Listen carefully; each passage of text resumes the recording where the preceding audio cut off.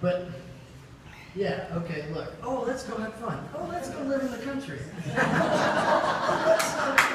Mom was like, okay, you want to go jump off that? You want to jump off that cliff into the river? I think the water's deep enough. Go ahead. That's the thing that I remember the most about my mom is that she was like, yeah, let's try that. The rule in the house for food was, okay, I made something new. Here, take a bite. You don't have to eat it if you don't like it, but you must take a bite. You must try it. You must extend yourself. You must go beyond your comfort zone and try to be, experience new things. And then, of course, she'd always tell us, well, you know where the peanut butter and jelly is if you don't like what's on the table. So her spirit and her liveliness and her chutzpah, right? The good old-fashioned German word.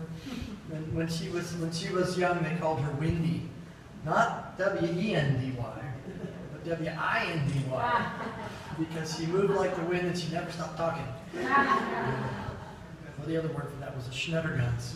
In German was her name. And she had a really good friend, Sis, who became an optometrist, and she kept in touch with her whole life, and she passed away a few years back. And she would always try to reach out to anybody and everybody, and she would help us to understand that we're all God's children, and we all need love and compassion, and she meet people and see people in church that she doesn't even know, and she'd see they were sad, and she would go and give them a hug and just say, it'll be okay, whatever it is, you can work through it. She was always encouraging. And it's always ironic how things tie together in life. So the day she had her passed away, passed out in the car and was rushed to the hospital, I was at work with a job that I was frustrated with and really needed a break that day. And Mom called me away. And of course my boss was such a big, we didn't use the A word in full, but I came back from lunch and he says, what do you mean your mother's in the hospital? Can't you finish the day? And I'm like, don't you understand what's important here? Don't you understand what the meaning of life is? It's not about making money. It's not about having fancy cars, because it was a Mercedes-Benz shop, and trust me, they're just all junk.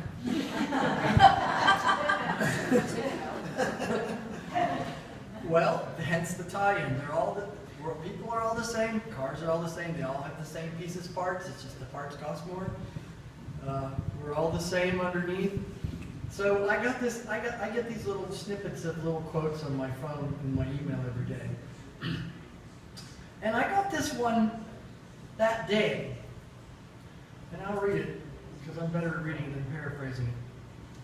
Radiant days, weep not that they are gone, but rejoice that they have been. When we are no longer able to change the situation, we are challenged to change ourselves. Viktor Frankl, one of her favorites.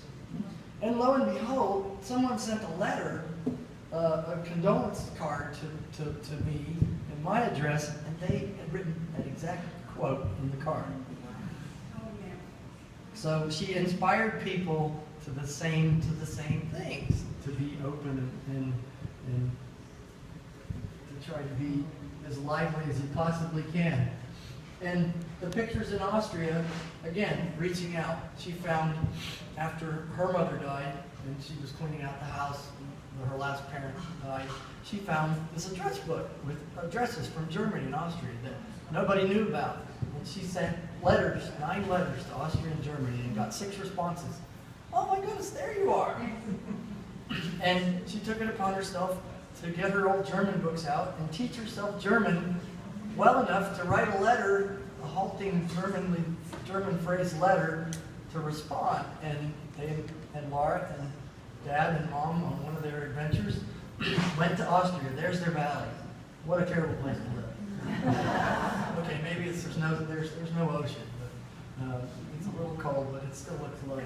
And they went on many adventures like that. She would just reach out and say, you know, come on, Bob, let's go. Okay, and Bob's on board. Bob loved it, right? Went to Ireland and Austria and England and France and Greece, and you guys probably know, right?